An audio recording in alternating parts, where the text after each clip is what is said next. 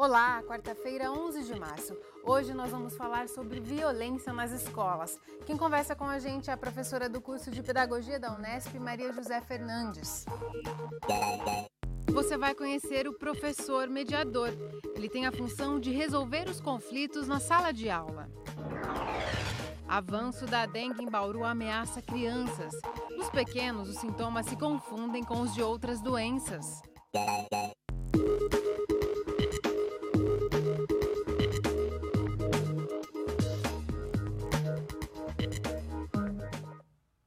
A gente começa esta edição falando de dengue. Bauru tem hoje perto de 700 registros só neste ano. São 680 casos. Se a doença já é incômoda para os adultos, imagine então para as crianças. Nelas, os sintomas são difíceis de serem identificados. Os pais e os profissionais de saúde precisam ficar atentos para descobrir o quanto antes. Quem olha a Helena assim, toda sorridente, não faz ideia do susto que a família dela passou.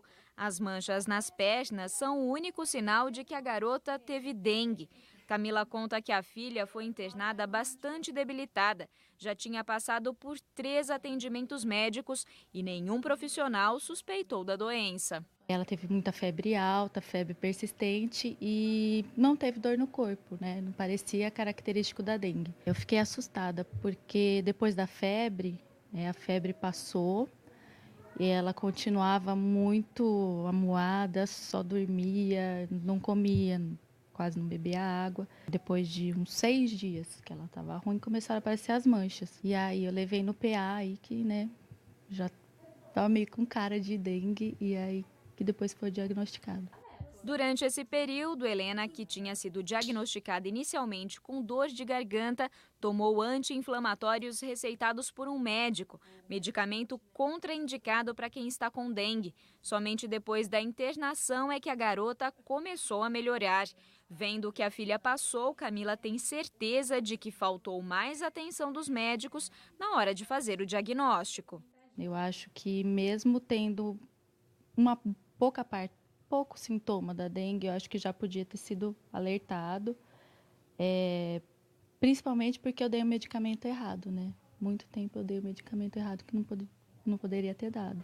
O número de casos de dengue em crianças no município ainda é pequeno se comparado com o de adultos. Do total de pessoas que contraíram a doença neste ano, 2,7% são crianças com até 10 anos de idade. O problema é que nos pequenos os sintomas são mais difíceis de serem identificados. E assim como aconteceu com a Helena, a descoberta pode vir tarde. Nas crianças, às vezes, acontece da dengue se manifestar de formas inespecíficas, porque principalmente a criança muito pequena, que não consegue falar o que ela está sentindo, normalmente ela vai ficar como? É uma observação do estado da criança, ela muda aquele estado normal que ela está, ou ela fica muito amuadinha, quietinha, fica chorando muito. Além disso, vai ter normalmente febre, e não vai ter outros sinais e sintomas associados, né? Então, quando a gente está passando por um período que existe dengue, tem que se suspeitar de dengue apenas com febre e qualquer outra mudança de comportamento da criança. E quanto antes isso acontecer, melhor. Em crianças, a dengue evolui rápido e pode se agravar. A criança também, ela desidrata muito fácil. Se ela tiver com vômitos, por exemplo, ela costuma vomitar e aí perder o líquido muito facilmente. E é mais difícil na ingestão oral, né, daquele líquido. Então, nesses casos, os pais ou responsáveis têm que procurar um atendimento, né, para que essa criança receba a hidratação endovenosa. Por isso, a recomendação é que os pais fiquem atentos e informem o médico se há transmissão de dengue na região onde moram. A mesma atenção vale para os profissionais de saúde. Nós temos feito várias capacitações com a rede de saúde, os médicos, os enfermeiros, nesse sentido, né? Para estarem sempre com o olhar voltado à dengue, né? Prestar atenção nos pacientes que chegam, mesmo que eles não desconfiem que sejam com dengue também, mas que o profissional sempre procure investigar melhor para ver se não é necessário fazer um acompanhamento mais próximo e os exames necessários para a gente diagnosticar a doença. Depois do susto, a Camila redobrou os cuidados com a família e fez questão de contar o que aconteceu para alertar os amigos. Falei para amigo, falei para todo mundo, porque a pessoa sabendo que teve, que foi grave, talvez tome uma providência cada um na sua casa, né? para não ter esse problema. Então, eu estou passando repelente neles, passando em mim. A gente está com um monte de coisa na tomada e a gente procura não ter nada em casa, né? Tem que cuidar mesmo, ainda mais nesses dias de chuva, quando fica fácil acumular água em casa. E não é pouca chuva, não. Este já é o março mais chuvoso dos últimos 19 anos em Bauru. E só foi 1/3 do mês até agora. Vamos ver então se o tempo melhora nos próximos dias.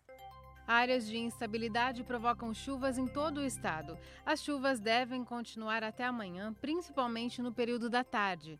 Para sexta, a previsão é de sol, mas o tempo volta a ficar fechado no sábado. Em Bauru, podemos ter chuvas a qualquer momento hoje ainda. Nesta quinta, também são previstas mais pancadas.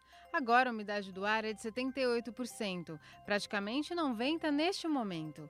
Hoje, os termômetros variaram entre 19 e 30 graus. Nesta quinta, a mínima prevista é de 22 e a máxima de 31 graus. Depois do intervalo, o assunto é violência na escola. Nós vamos mostrar o trabalho do professor mediador, um profissional especialista em resolver conflitos. É daqui a pouco, continue com a gente.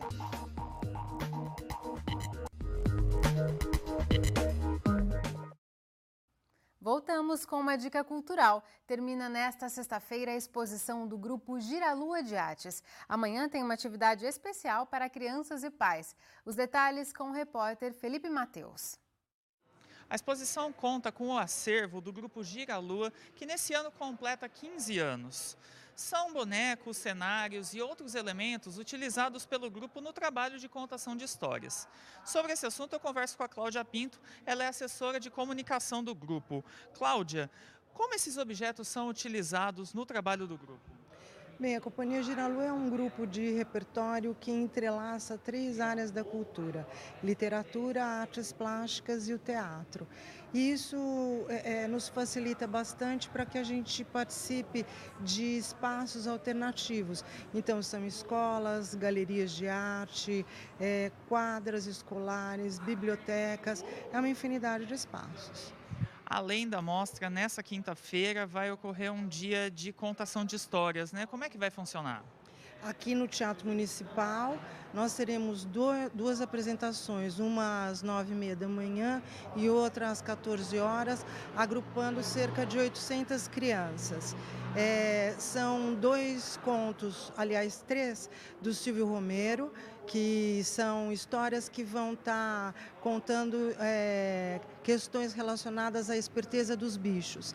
E 2 contos da Henriqueta Lisboa, que são o Roubo do Ouro e o Caboclo d'Água. E a mostra segue depois para outros lugares, além aqui do Centro Cultural? Sim, a mostra vai no dia 14 para a oficina cultural, ela fica lá até o dia 18 e no dia 18 a gente ministra 2 atividades de arte e educação, uma de contação de histórias e outra no período da tarde de aquarela. As inscrições já estão abertas. Obrigado, Cláudia, pelas suas informações. Então, quem estiver interessado pode conferir a exposição aqui no Centro Cultural, que fica na Avenida Nações Unidas 89. Informações pelo telefone 3235-1072. Felipe Mateus para o Unesp Notícias. A gente fala agora de educação. Uma das maiores dificuldades de professores e gestores escolares é lidar com a indisciplina, que chega até agressões físicas em sala de aula. Na rede pública estadual de educação, a estratégia encontrada foi destacar um profissional para resolver esses conflitos. É o chamado professor mediador. A gente é firme. A Jaqueline conversa com os alunos dentro e fora da sala de aula. Na função de mediadora, é ela quem resolve desentendimentos, falta de disciplina ou qualquer outro problema que envolva os estudantes da escola Guia Lopes, na zona oeste da cidade. Existem coisas que o professor ele consegue mediar em sala de aula. Tá? Agora, existem assim situações que ele não pode deixar a sala inteira por causa de um aluno, entendeu? Então, nessas horas que o mediador entra, nessa hora que eu entro, para entender o que aconteceu. No caso, por exemplo, 2 alunos brigaram em sala de aula. O meu trabalho é focado na questão disciplinar. Há 3 anos nessa função, a mediadora diz que já tem observado mudanças positivas no comportamento dos jovens. Eu percebo que eles estão mais responsáveis, mais preocupados com a questão do bullying, com a questão do respeito, porque eles entendem que a gente quer o bem. Aqui eles vão aprender a como se tornar bons cidadãos, a como conviver em sociedade, a questão das regras. Então eu tenho notado muito, eles pensam um pouco mais antes de agir. Jaqueline explica ainda que a maior parte dos conflitos são resolvidos dentro da escola, com conversas e dinâmicas de grupo, mas em alguns casos a participação da família é fundamental. A gente tenta resolver tudo aqui na escola com os alunos. Quando a gente vê que precisa da intervenção familiar, aí os pais são chamados, eles vêm, eles entendem, e aí o processo fica até melhor ainda. A ideia de ter um professor mediador na escola foi iniciativa da direção, que acabava ocupando grande parte do tempo na solução de problemas. Inicialmente, o trabalho era desenvolvido apenas com os alunos da tarde, mas diante dos resultados, logo foi expandido para o turno da manhã. De imediato, a gente pôde sentir a redução desses conflitos, maior atenção que pôde ser dada aos alunos, né? E também a parte gestora, que no caso o diretor, o vice, tinha que ficar envolvido praticamente um período todo com essas ocorrências. E aí a parte pedagógica, a parte administrativa acabava ficando para segundo plano. Desde o início do projeto, cerca de 4.000 professores foram capacitados para atuarem como mediadores. Aqui na região de Bauru, 91 profissionais, como a Jaqueline, desempenham essa função. A capacitação é oferecida pela Secretaria de Educação e os profissionais aprendem técnicas para se aproximar dos alunos, identificar os conflitos e solucioná-los. Nós fazemos a formação aqui na Diretoria de Ensino mensalmente com reuniões de formação continuada e também cursos online que a própria Secretaria da Educação oferece dentro do sistema de proteção escolar. Então, conhecer um pouco mais do que é a depressão entre os jovens, a ansiedade, que é um comportamento bastante comum entre os jovens, minimizar ações para que o bullying não se instale numa determinada classe ou num grupo.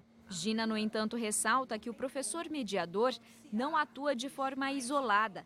Toda a comunidade escolar precisa estar envolvida e o profissional também deve ter amparo em situações que extrapolem os muros da escola. Quando necessário, nós temos sim a parceria da Polícia Militar, nós temos a parceria da Promotoria da Infância e Juventude, que nos dá suporte em ações que extrapolam a educação.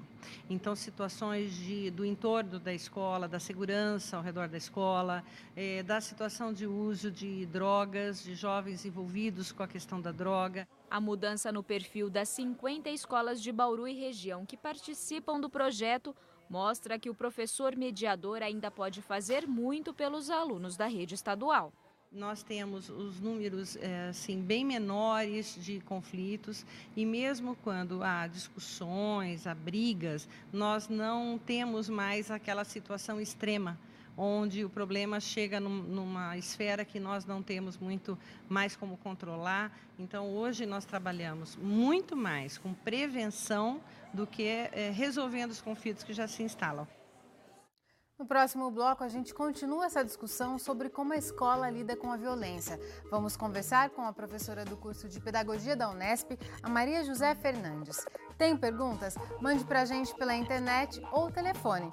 Voltamos num instante só.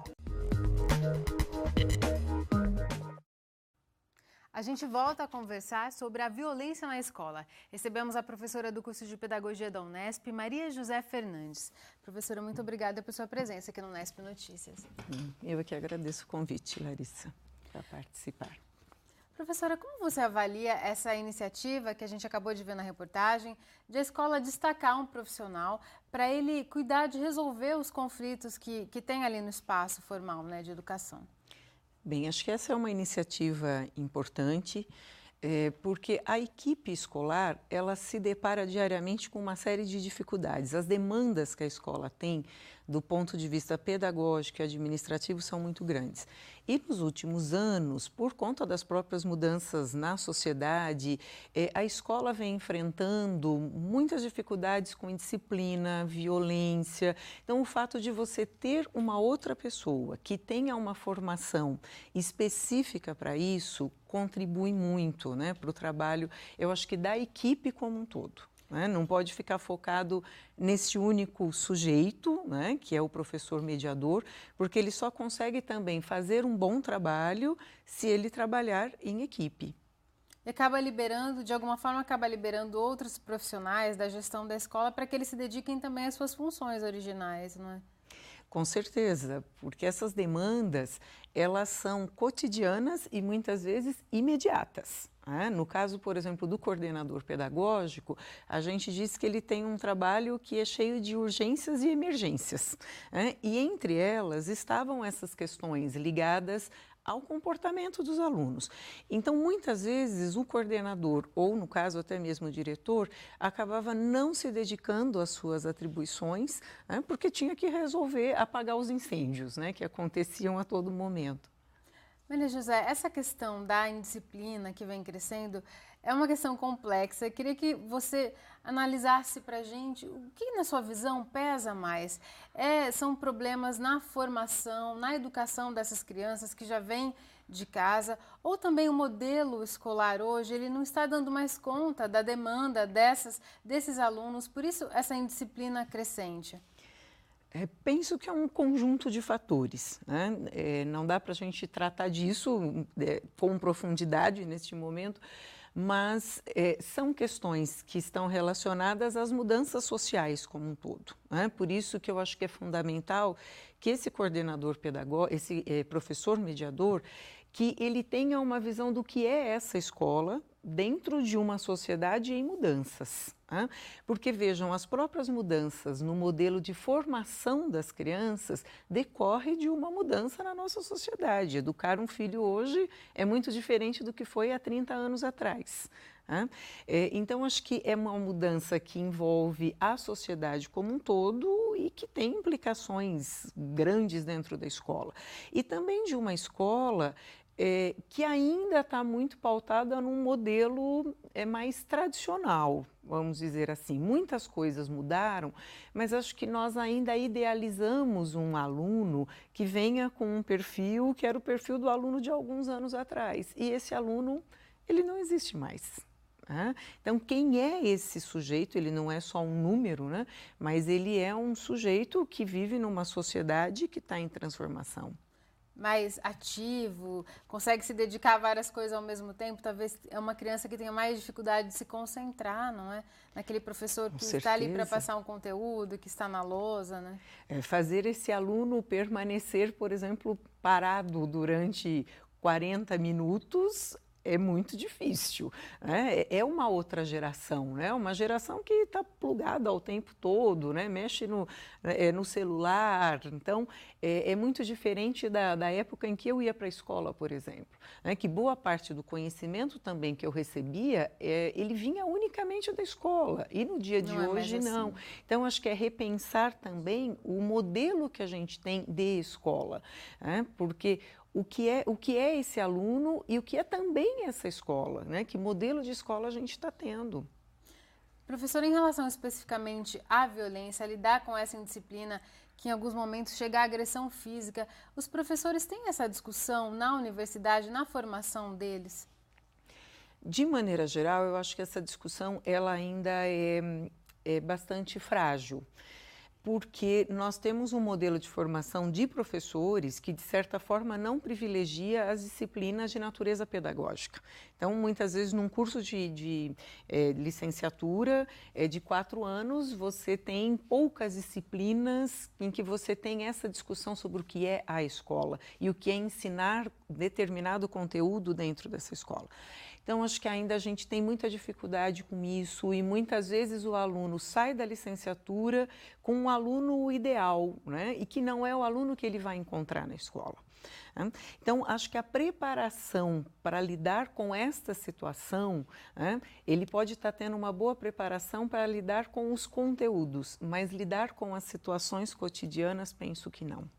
E uma situação muito séria com a qual a escola tem que lidar é a questão da violência que chega por meio do entorno, da criminalidade, do tráfico de drogas.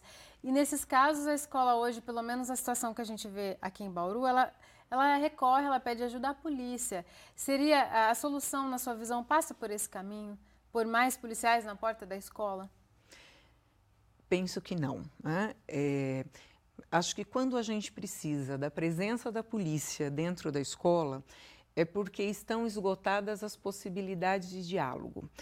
Dialogar, e acho que aí o papel do mediador não é só um termo, né, uma denominação, mas mediar é um conceito. Ele é fundamental, porque nenhum problema começa grande. Eu penso que os problemas, eles são sempre pequenos e que, se não cuidarmos, eles vão chegar a uma situação extrema. E boa parte das questões de violência vem de coisas que vão se acumulando no dia a dia da escola ou do entorno da escola. Então, acho que essa não é a solução, né?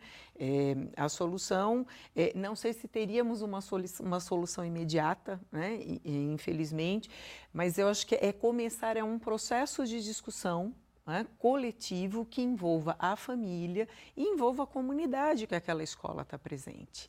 Né? A polícia, obviamente, que em algumas situações, né, às vezes ela é necessária, limite, mas né? Situações limites. Né? Acho que quanto mais evitar, né, melhor. Tá certo, professora. Muito obrigada por aprofundar essa discussão aqui no Nesp Notícias. Obrigada. A gente fica por aqui. Voltamos amanhã às 5h30 da tarde, ao vivo. Tchau!